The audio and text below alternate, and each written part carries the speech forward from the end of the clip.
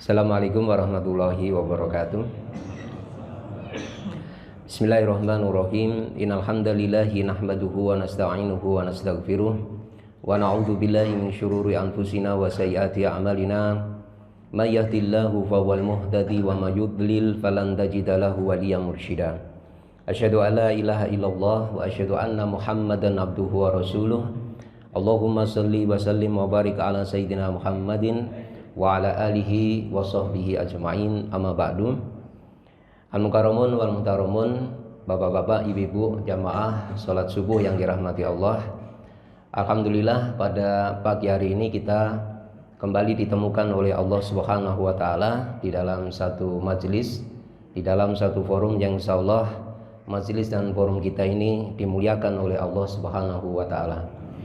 Dan tidak lupa mari kita gunakan kesempatan yang sangat baik ini di pagi yang penuh keberkahan ini, di bulan yang penuh kemuliaan ini, di bulan suci Ramadan ini, untuk bersama-sama berdoa memohon kepada Allah semoga apa yang kita kerjakan di pagi hari ini benar-benar menjadi bagian amal soleh kita di sisi Allah, sekaligus juga menjadi wasilah agar seluruh urusan kita, keluarga kita, dan juga kaum muslimin, wabil khusus urusan kaum muslimin yang ada di negeri ini selalu dimudahkan oleh Allah Subhanahu wa taala dan dijauhkan dari semua kesulitan dan kesukaran. Allahumma amin.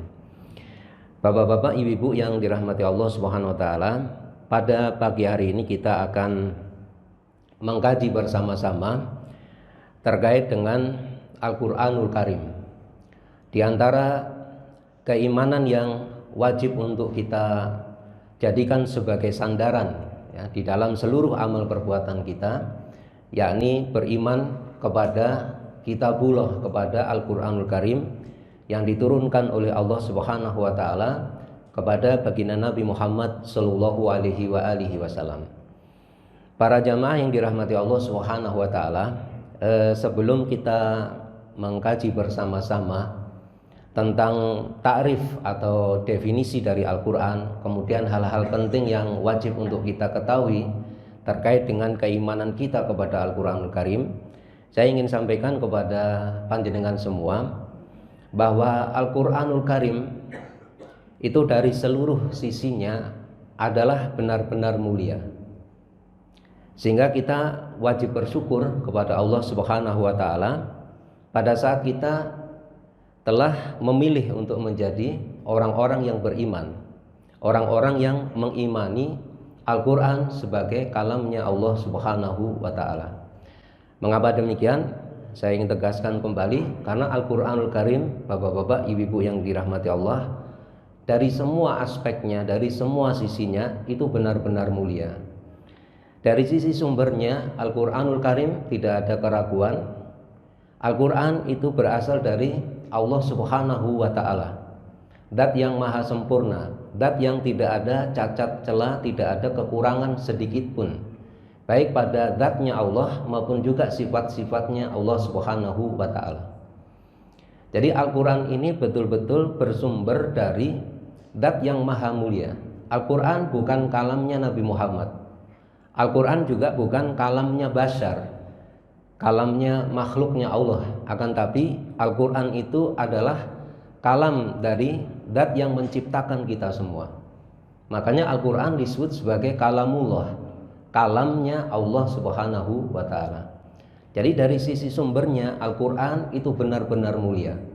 Oleh karena itu, bapak-bapak, ibu-ibu yang dirahmati Allah, kita sebagai orang-orang yang beriman diwajibkan untuk selalu berinteraksi dengan Al-Quran. Salah satu interaksi kita dengan Al-Quran adalah berusaha untuk membaca Al-Quran, lebih-lebih lagi di bulan suci Ramadan seperti ini. Karena bulan suci Ramadan juga dikenal oleh para alim ulama sebagai Syahrul Quran, yakni bulan Al-Quran, bulan diturunkannya kalamnya Allah Subhanahu wa ta'ala. Kemudian yang kedua, dari sisi makhluk yang membawa Al-Quran hingga sampai kepada baginda Nabi Muhammad sallallahu alaihi wasallam, itu juga makhluk yang paling mulia. Jadi malaikat yang diutus oleh Allah Subhanahu wa taala untuk menyampaikan Al-Qur'an kepada baginda Nabi Muhammad, yang mengajarkan Al-Qur'an kepada baginda Nabi Muhammad sallallahu alaihi wasallam, itu juga dipilih malaikat yang paling mulia. Bahkan malaikat yang diutus oleh Allah untuk mengajarkan Al-Quran kepada Nabi Muhammad SAW, yakni malaikat Jibril alaihissalam, itu adalah pemimpinnya para malaikat. Jadi di Al-Quran disebutkan Allamahu syadidul quwa. Jadi yang mengajarkan Al-Quran itu adalah malaikat Jibril, syadidul quwa, yang memiliki kekuatan yang sangat-sangat besar. Dan tidak ada keraguan para jamaah, malaikat Jibril sebagaimana dijelaskan oleh para alim ulama adalah malaikat yang paling mulia, pembesarnya para malaikat, pemimpinnya malaikat. Sehingga dari sisi orang yang membawa Al-Quran hingga sampai kepada baginda Nabi itu juga sangat mulia, sangat-sangat sempurna. Jadi malaikat Jibril itu dilukiskan di dalam Al-Quran memiliki kekuatan yang sangat-sangat besar. Dalam surah An-Najm ya disebutkan Allamahu syadidul quwa dzu mirratin. Malaikat Jibril itu adalah malaikat yang memiliki kecerdasan yang sangat-sangat luar biasa. Karena tidak mudah bahwa sekalian yang dirahmati Allah, makhluknya Allah Subhanahu wa taala mengemban kalamnya Allah. Lebih-lebih lagi membawa wahyu yang luar biasa besarnya, yakni Al-Qur'anul Karim. Di Al-Quran dilukiskan oleh Allah SWT, seandainya Al-Quran itu diturunkan di atas sebuah gunung, maka kalian akan lihat gunung itu akan hancur karena saking takutnya kepada Allah SWT. Jadi yang membawa Al-Quran itu mulia, sumbernya mulia, yang membawa juga mulia. Jadi Bapak sekalian, kalau kita ibaratkan begini ya, kalau ada produk yang bagus ya, misalnya barang-barang elektronik gitu. Kalau salesnya kurang bagus, kita mungkin juga nggak tertarik gitu, ya, tidak tertarik. Tapi yang membawa Al-Quran itu adalah malaikat yang paling mulia. Kemudian yang ketiga, Allah Subhanahu wa taala menurunkan Al-Quran pada waktu yang sangat mulia juga. Jadi Allah menurunkan Al-Quran itu bukan pada sembarang waktu, tetapi waktu yang terbaik, yakni malam Lailatul Qadar. Di Al-Quran disebutkan misalnya di dalam surah Ad-Dukhan, jadi inna anzalnahu fi lailatim mubarakah. Jadi sesungguhnya kami telah menurunkan Al-Quran itu di malam yang penuh keberkahan. Jadi malam Lailatul Qadar itu sekalian malam yang akan terus berlanjut. Ada sebagian orang mengatakan malam Lailatul Qadar itu sudah selesai. Begitu Al-Quran diturunkan itu sudah selesai. Yaitu keliru, pemahaman yang keliru. Jadi disebutkan bahwa di Al-Quran itu misalnya tanazzalul malaikatu waruhu fiha. Kalau tanazzalu itu bentuknya bentuk mudhari'. Kalau dalam bahasa Arab bentuk mudhari' itu artinya sesuatu itu akan berlangsung terus. Itu apa rahasianya? Mengapa dipilih dalam bentuk fi'il mudhari'.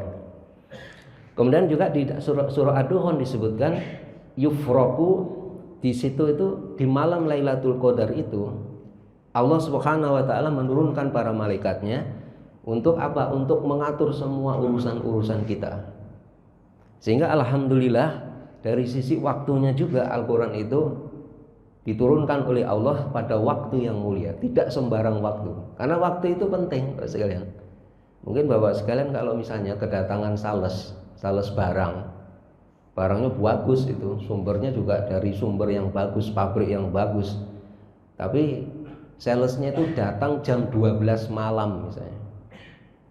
Mungkin kira-kira kalau Pak Selamat ada sales datang jam 12 malam ini. Kalau Al-Mukarram Pak Kasdi kedatangan sales jam 12 malam. Mungkin sudah dibacok kali ya. Karena udah nggak ngerti waktu itu. Jadi waktu itu benar-benar penting. Nah, Al-Quran diturunkan di malam Lailatul Qadar, malam yang penuh keberkahan. Jadi disebut di dalam surah Ad-Dukhan, malam Lailatul Qadar itu malam yang penuh keberkahan. Dan di dalam surah Al-Qadar disebutkan bahwa malam Lailatul Qadar itu malam yang lebih baik daripada 1000 bulan. Masya Allah. Kemudian yang keempat para jamaah, Al-Quranul Karim itu diturunkan oleh Allah Subhanahu wa taala kepada manusia yang paling mulia, yakni baginda Nabi Muhammad Shallallahu Alaihi Wasallam. Baginda Nabi Muhammad Shallallahu Alaihi Wasallam, para ulama Ahlussunnah wal Jamaah mengatakan beliau itu adalah asroful anbiya wal mursalin. Asrof itu paling mulia. Jadi tidak ada yang mengalahkan kemuliaan baginda Nabi Muhammad Shallallahu Alaihi Wasallam. Makanya beliau itu oleh para alim ulama disebut asroful anbiya wal mursalin. Jadi asroful awalin wal akhirin, yang paling mulia mulai dari nabi yang paling awal sampai paling akhir. Oleh karena itu para jamaah, benar-benar panjenengan akan menjadi sangat merugi kalau tidak berinteraksi dengan Al-Quran dengan sepenuh interaksi. Ya minimal kita atau panjenengan bisa membaca Al-Quran. Nyun sewu para jamaah, kalau misalnya ada para jamaah yang belum bisa membaca Al-Quran, Masya Allah itu kalau menurut saya mah agak keterlaluan ya, agak keterlaluan. Makanya kalau ada yang belum bisa membaca Al-Quran, belajar. Jangan sampai nggak mau belajar. Walaupun nyun sewu sudah sepuh, ya, sudah sepuh tetap harus belajar Al-Quran. Wabil khusus membaca Al-Quranul Karim itu harus dengan tahsin, dengan cara yang baik sesuai dengan ilmu tajwid.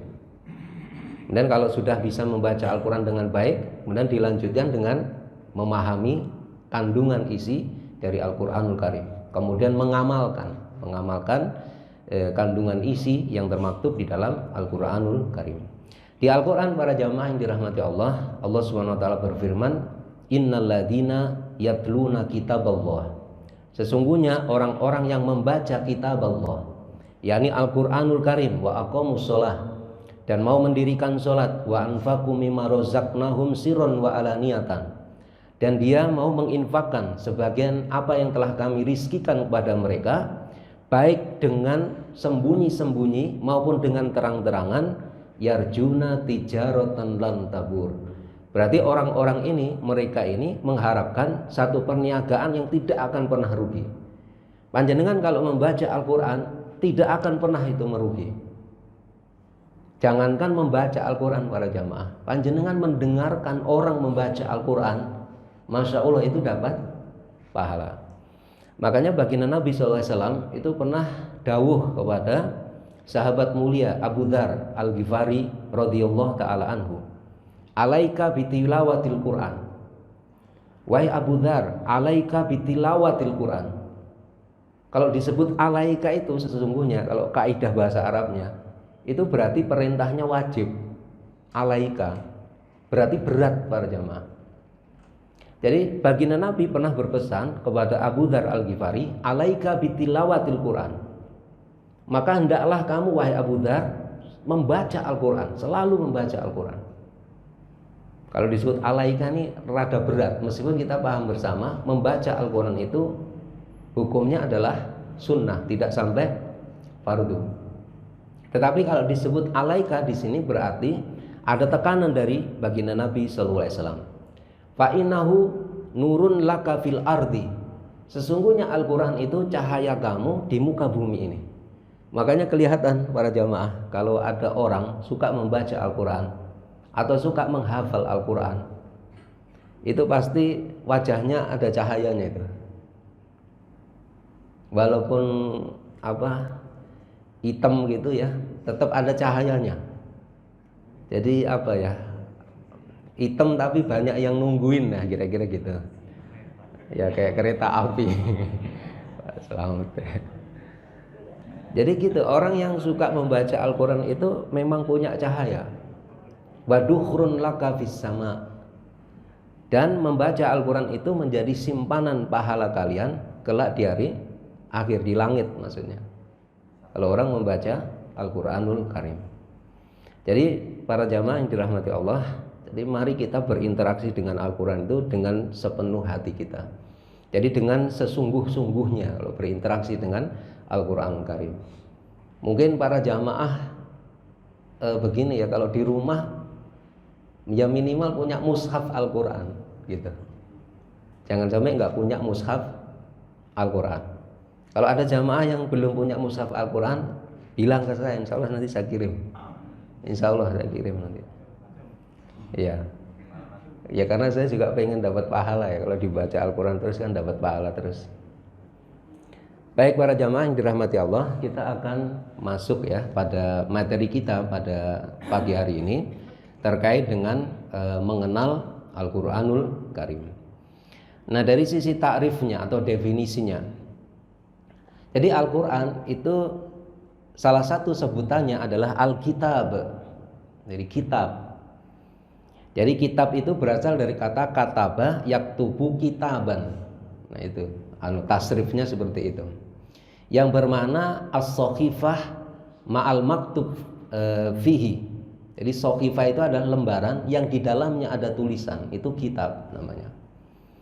Adapun menurut istilah, maksudnya istilah para alim ulama, kitab adalah kitab suci yang memuat firman Allah Subhanahu wa taala yang diwahyukan kepada para rasul baik secara lisan melalui perantara malaikat dan setelah itu baru ditulis dalam lembaran-lembaran, dalam sohifah-sohifah seperti halnya kitab-kitab suci yang ada, kecuali kitab suci Taurat. Maksudnya begini, Al-Quran itu disampaikan kepada baginda Nabi Muhammad oleh malaikat Jibril awalnya itu dengan verbal, dengan lisan. Setelah beliau mendapatkan wahyu dari Allah Subhanahu wa taala, maka beliau memanggil para penulis wahyu. Jadi kutabil wahyi. Nabi itu para jamaah punya penulis wahyu, jumlahnya banyak. Kalau nggak salah sekitar 30 orang yang menjadi penulis wahyunya Nabi sallallahu alaihi wasallam. Sehingga pada saat baginda Nabi sallallahu alaihi wasallam itu mendapatkan wahyu dari Allah Subhanahu wa taala melalui perantara malaikat Jibril, setelah beliau mendapatkan secara verbal, kemudian beliau menyuruh para penulis wahyu untuk menulisnya. Ada yang ditulis di pelepah kurma, di lempengan batu, atau di kulit-kulit hewan begitu. Sehingga nanti di masa Abu Bakar yang disebut Jam'ul Quran, di eranya Abu Bakar As-Siddiq radhiyallahu taala anhu, itu adalah mengumpulkan semua lembaran-lembaran yang dulu ditulis oleh para penulis wahyu di hadapan Nabi sallallahu alaihi wasallam. Jadi para jamaah, tulisan di dalam Al-Quranul Karim itu ditulis di hadapan Nabi sallallahu alaihi wasallam. Makanya tulisannya rosem Al-Quran itu, para ulama juga mengatakan itu juga dibimbing oleh wahyu. Jadi kalau panjenengan misalnya nulis kata riba di dalam Al-Quran, kalau pakai bahasa Arab, alif, lam, ro, ba sama alif apa namanya, alif tegak itu sudah benar. Tapi kalau panjenengan lihat di dalam Al-Quran, itu tulisannya alif, lam, ro, ba, wawu, ada wawunya, kemudian ada alifnya. Itu mungkin kalau orang yang jahil terhadap Al-Quran, ini Al-Quran berarti sudah salah nih, ada tulisannya yang salah nih gitu. Enggak, tulisan Al-Quran itu benar-benar ditulis oleh penulis wahyu di hadapan Nabi sallallahu alaihi wasallam. Sehingga alhamdulillah Al-Quran yang sampai kepada kita itu benar-benar persis seperti dulu yang pernah dicatat oleh para penulis wahyu dari kalangan para sahabat di hadapan Nabi Muhammad sallallahu alaihi wasallam. Makanya para jamaah jangan telantalkan Al-Quran ya. Masya Allah, panjenengan betul-betul merugi kalau tidak sampai suka membaca Al-Quran. Harus senang membaca Al-Quran. Membaca Al-Quran, ngafalin Al-Quran gitu kalau bisa. Tapi yang paling penting adalah membaca Al-Quran itu dengan baik. Kecuali kitab suci Taurat. Kalau kitab suci Taurat itu turun kepada Nabi Musa alaihissalam sudah dalam bentuk tulisan, sudah dalam bentuk perkamen. Itu hebatnya kitab suci Taurat. Mungkin barangkali itu yang membuat orang Yahudi itu sombongnya setengah mati itu. Karena kitab sucinya itu yang nulis tangannya Allah sendiri. Itu kitab suci Taurat. Ini istimewanya kitab suci Taurat seperti itu. Cuma kitab suci Taurat tidak dipelihara oleh Allah, jadi lenyap akhirnya. Kalau Al-Quran itu dijaga oleh Allah. Jadi Allah telah menjamin penjagaan Al-Quranul Karim supaya tidak lenyap. Baik. Kemudian definisi Al-Quranul Karim. Kita akan memasuki definisi Al-Quran. Sebagian ulama berpendapat bahwa Al-Quran adalah bentuk masdar dari wazan fu'lan. Ini bentuk masdar. Dan pecahan atau mustaq dari kata qoro'a. Qoro'a yaqro'u, kiro'atan. Jadi ada yang mengatakan seperti itu, bentuk mustaq, ya, bentuk pecah. Tetapi yang benar para jamaah, pendapat ini yang lebih kuat adalah pendapatnya Imam Asy-Syafi'i. Dan ini dikuatkan oleh Al-Hafidz Asyuti rahimahullah ta'ala, bahwa Al-Quran, kata Al-Quran itu adalah nama dari sebuah kitab. Jadi tidak memiliki bentuk mustaq. Jadi itu sudah namanya kayak gitu, kayak seperti nama Injil, Taurat dan Zabur. Kalau nama itu istilahnya tidak ada wazannya kalau dalam apa? Bahasa Arab. Nama-nama itu sudah begitu tauqifi, apa adanya. Yang memberi nama siapa? Ya Allah Subhanahu wa ta'ala. Dan ini pendapat yang lebih tepat. Jadi Al-Quran adalah nama untuk kitabullah, seperti nama-nama kitabullah yang lain, seperti Injil, Taurat, dan Zabur. Dan pendapat ini lebih kuat, ya, dikuatkan oleh para alim ulama, khususnya ulama yang membahas tentang masalah ulumul Quran. Kemudian definisi Al-Quran menurut makna syariah. Jadi Al-Quran itu para jamaah didefinisikan oleh para alim ulama kalamullah al-mu'jiz al-munazzal ala nabi sallallahu alaihi wasallam al-manqul tawatturan wal muta'abbad bihi tilawatan. Yang dimaksud Al-Quran itu adalah kalamnya Allah yang penuh dengan mukjizat. Mukjizat itu para jamaah, mungkin kita sering mendengar istilah mukjizat, ya. Mukjizat. Mungkin yang kebayang di tengah-tengah kita itu yang namanya mukjizat itu keajaiban. Mukjizat itu bukan begitu. Jadi mukjizat itu berasal dari istilah isbatul ajzi. Ajzun. Ajzun itu artinya lemah. Jadi kalau seseorang diberi mukjizat itu pasti nabi orang itu. Atau pasti dia adalah seorang rasul. Kalau selain nabi dan rasul, namanya bukan mukjizat, tetapi adalah karomah, ya, karomah. Nah, mukjizat itu adalah itsbatul ajzi. Jadi bukti untuk melemahkan atau penetapan kelemahan. Maksudnya gini, kalau panjenengan berdiskusi dengan seseorang, itu panjenengan menghadirkan satu bukti yang menjadikan orang itu lemah untuk menolak argumentasi panjenengan. Itu namanya mukjizat. Mukjizatnya Nabi Shalih alaihissalam, satu contoh itu adalah beliau mengeluarkan onta itu dari batu.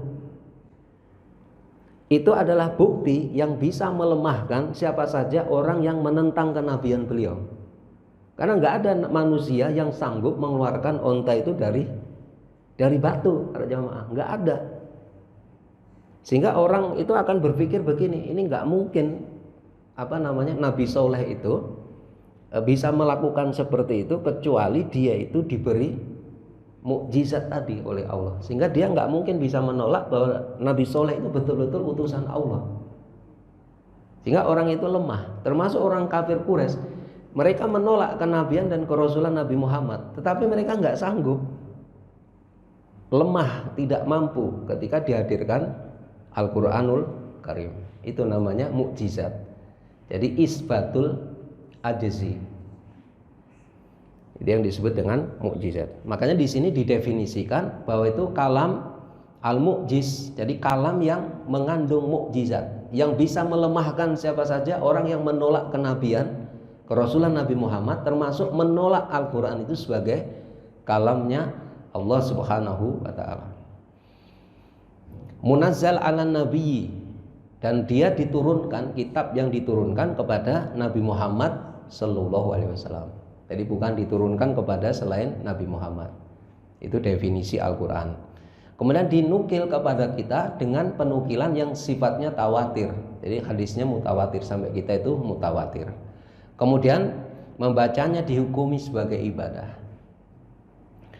Dan dalil iman kepada Alkitab banyak sekali, ya, para jamaah yang dirahmati Allah. Salah satunya adalah di dalam surah An-Nisa ayat 136. Ya ayyuhalladzina amanu aminu billahi wa rasulihi wal kitabil ladzi nazzala ala rasulih wal kitabi alladzi anzala min qabl wa may yakfur billahi wa malaikatihi wa kutubihi wa rusulihi wal yaumil akhir faqad dhalla dhalalan ba'ida.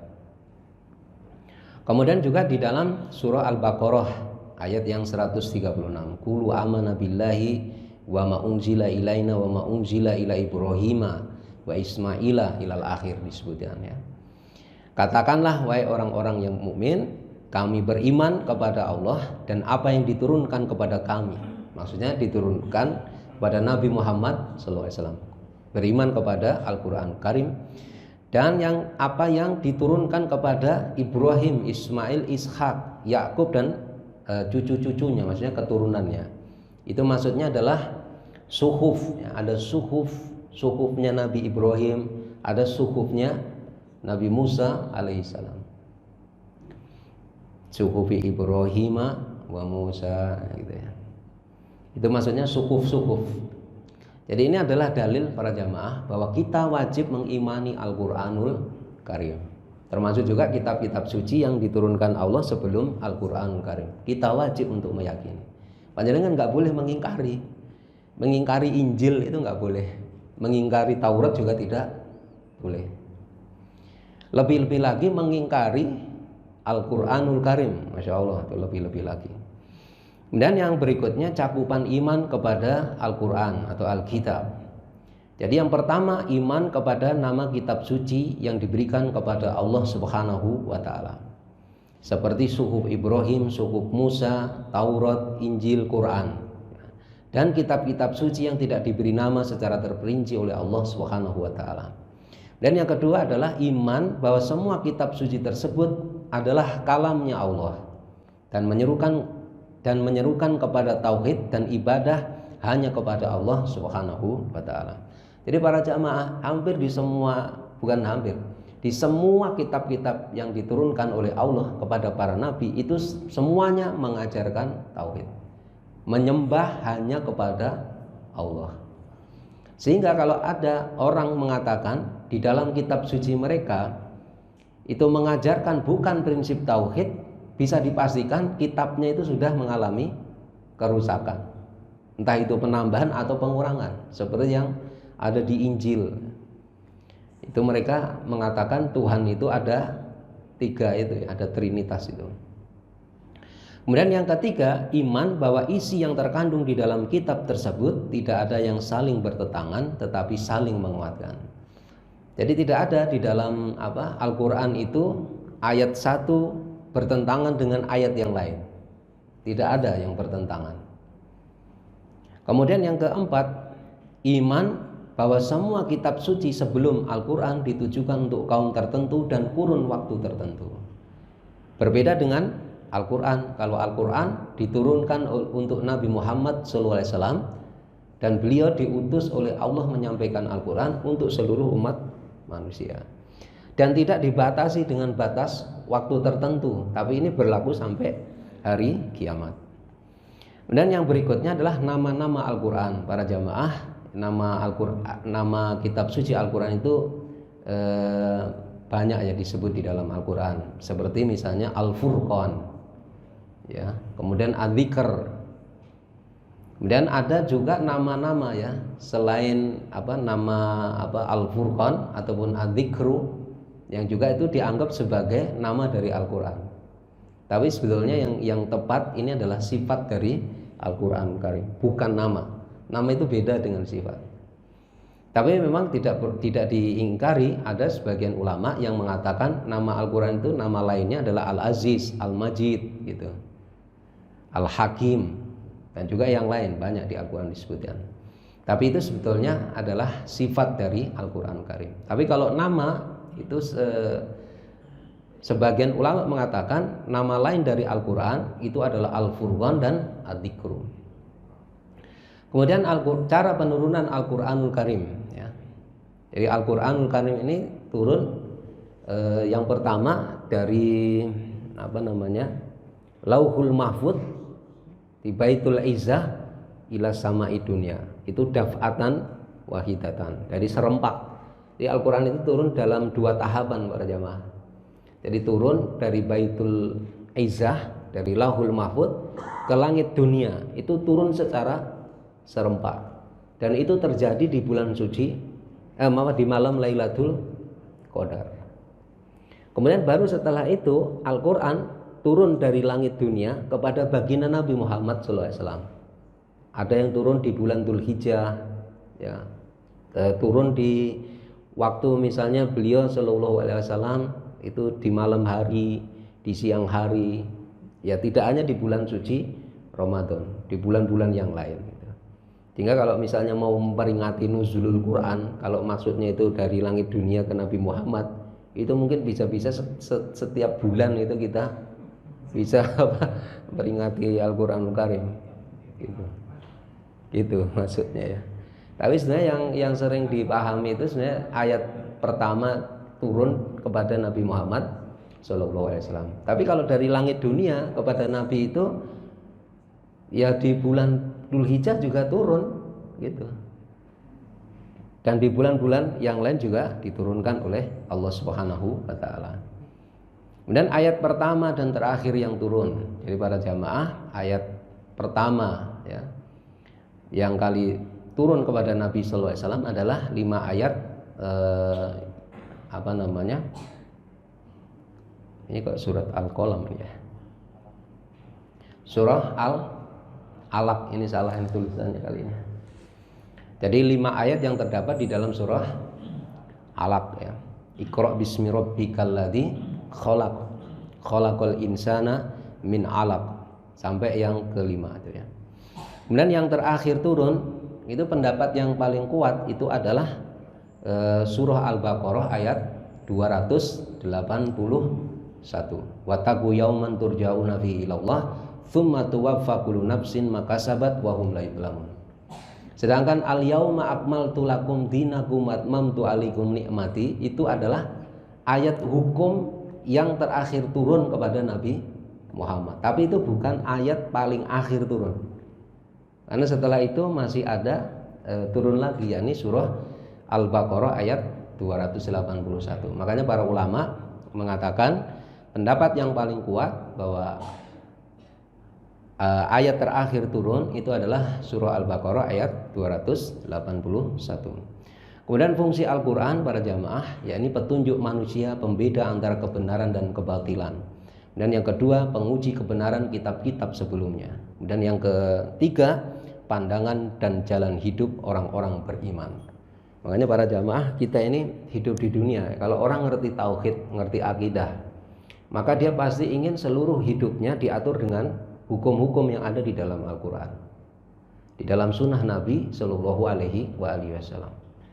Orang beriman, orang yang bertauhid tidak pengen diatur dengan aturan-aturan selain yang ada di dalam Quran dan sunnah Nabi.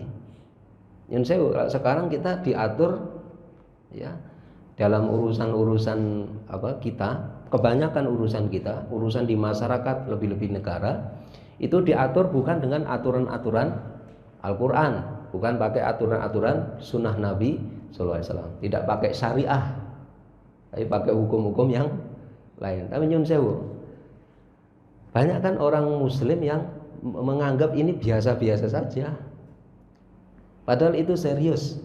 Kalau orang benar-benar beriman kepada Al-Quran, pasti dia ingin berusaha mengamalkan Al-Quran. Kalau Al-Quran mengatakan asariku wasarikotu faqta'u aydiyahuma, pencuri yang laki maupun perempuan potong kedua tangannya, mestinya diterapkan itu hukum potong tangan. Kalau ada orang mencuri, nggak boleh ini hukum diganti.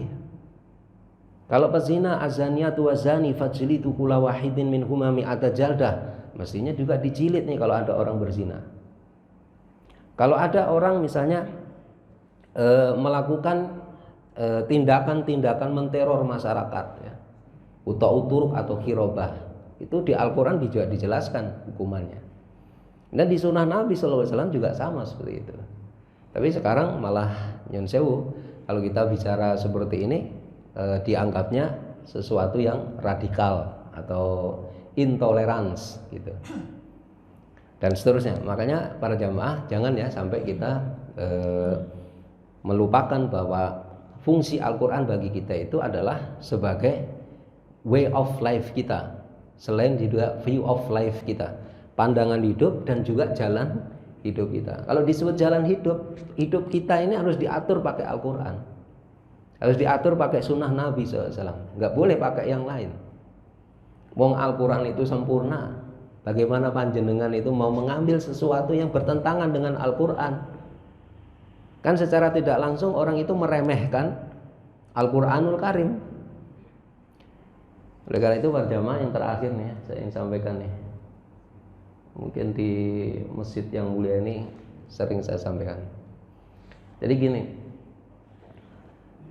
kalau kita ingin menerapkan Al-Quran secara sempurna, itu memang harus didukung ya, didukung oleh pemimpin-pemimpinnya, penguasa-penguasanya. Kadang-kadang yang menjadikan kita ini nyun sewu berpaling dari Al-Quran itu juga pemimpin-pemimpin kita, ya kan? Ngancam-ngancam kita ini, kalau Anda tidak mau pakai aturan ini, go out misalnya. Di Al-Quran wanita misalnya diperintahkan untuk pakai kerudung, pakai jilbab ya. Nah para jamaah gini, saya ingin sampaikan satu hadis ya, yang diriwayatkan oleh Imam At-Tabarani.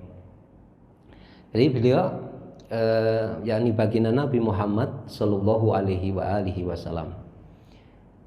Beliau itu pernah menyampaikan satu pesan ya. Dia mengatakan gini, Allah perhatikan oleh kalian.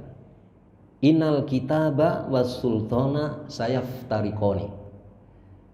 Maka perhatikanlah, sesungguhnya Al-Quran dan para penguasa itu dia akan bercerai, berpisah. Maksudnya ini banyak penguasa, pemimpin yang tidak mau pakai Al-Quran. Kalau ngatur urusan masyarakat, tidak mau pakai hukum-hukum dalam Al-Quran. Tapi dawuhnya Nabi adalah fala tufarikul kitaba. Jadi kalau pemimpinnya sudah bercerai dengan Al-Quran, nggak mau pakai Al-Quran, memaksa panjenengan untuk tidak mau pakai Al-Quran, apa yang harus kita lakukan? Fala tufarikul kitaba. Jangan sekali-kali kamu itu bercerai dengan Al-Quran. Maksudnya berpisah dengan Al-Quran dalam keadaan apapun.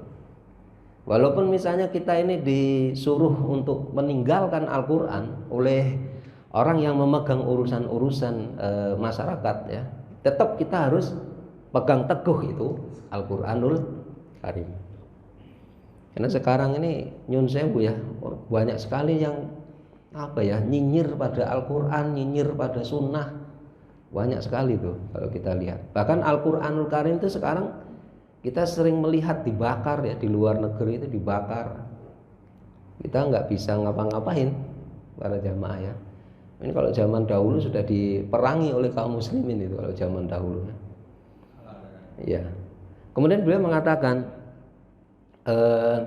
ala innahu sayakunu umara'u yakduna lakum fa in ata'tumuhum addalukum.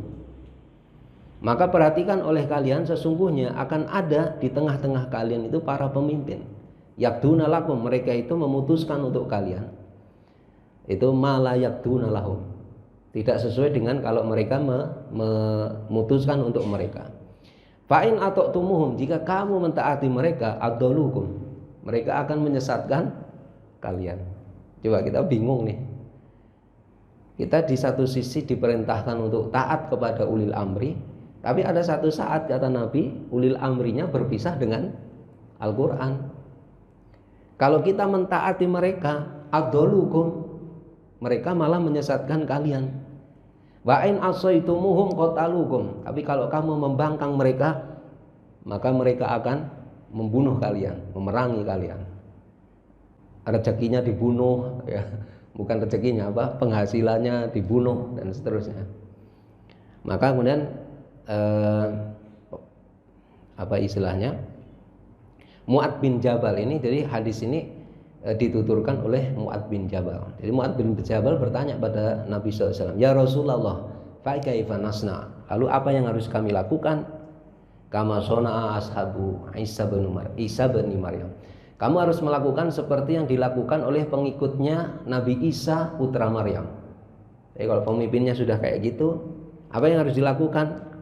Mu'adz bertanya pada Nabi, kaifa nasna ya Rasulullah? Apa yang harus kami lakukan? Karena Nabi menjawab, kama sona'a ashabu Isa bin Maryam. Kamu harus melakukan seperti pengikutnya Nabi Isa putra Maryam. Nusiru bil manasir. Manasir itu bentuk jamak dari mingsar yang artinya gergaji. Jadi mereka pengikutnya Nabi Isa alaihissalam itu digergaji dengan gergaji-gergaji. Kemudian disebutkan wahumilu alal khasabi, dan mereka digantung, digantung di atas pepohonan. Mautun fitoatin, mati dalam ketaatan, khairun min hayatin fi maksiatillahi azza wa jalla. Mati dalam keadaan taat kepada Allah itu jauh lebih baik daripada hidup maksiat kepada Allah Subhanahu wa taala. Ya ini para jamaah, kalau kita belajar akidah, belajar tauhid ya memang harus begini. Enggak boleh meleot-meleot istilahnya tuh. Harus lurus kenceng gitu. Jadi karena kita gini ya, kalau dalam urusan-urusan yang sudah pasti ini jenengan sebenarnya nggak usah mikirin ya. Sering saya sampaikan tuh kaidahnya. Yang harus kita lakukan tuh yang diwajibkan Allah pada kita. Ya, salah satunya adalah lurus dalam akidah, teguh dalam tauhid, taat sepenuhnya kepada Allah dan Rasulnya. Barangkali itu para jamaah yang dirahmati Allah SWT, pada kesempatan yang sangat baik ini apa yang bisa saya sampaikan kepada panjenengan semua. Tapi intinya mari kita cintai Al-Quran, mari kita berinteraksi dengan Al-Quran sampai pada level tertinggi, yakni apa? Mengamalkan seluruh kandungan isi yang ada di dalam Al-Quranul Karim. Kalau Al-Quran sekarang ini dipinggirkan, maksud saya adalah hukum-hukum yang ada di dalam Al-Quran dipinggirkan, kemudian belum diterapkan secara sempurna, maka kita sebagai seorang muslim, sebagai seorang mukmin harus punya keinginan bagaimana agar hukum-hukum yang terdapat di dalam Al-Quran dan sunnah Nabi SAW itu bisa diterapkan kembali. Jangan milih pemimpin yang benci sama Al-Quran. Jangan memilih pemimpin yang senang pada orang yang suka menyakiti kaum muslimin dan Al-Quran. Jangan. Jadi pilih pemimpin yang mencintai Al-Quran. Mungkin walaupun kadarnya belum terlalu besar ya, tapi ya cintailah orang-orang yang mencintai Al-Quranul Karim. Baik para jamaah yang dirahmati Allah, mungkin barangkali itu ya yang bisa kita bahas pada pagi yang penuh keberkahan ini. Kita akhiri dengan kita membaca istighfar 3 kali, dan kita akhiri dengan doa kafaratul majelis. Astagfirullahaladzim. Subhanakallahumma wa bihamdika asyhadu an la ilaha illa anta astaghfiruka wa atubu ilaik. Assalamualaikum warahmatullahi wabarakatuh.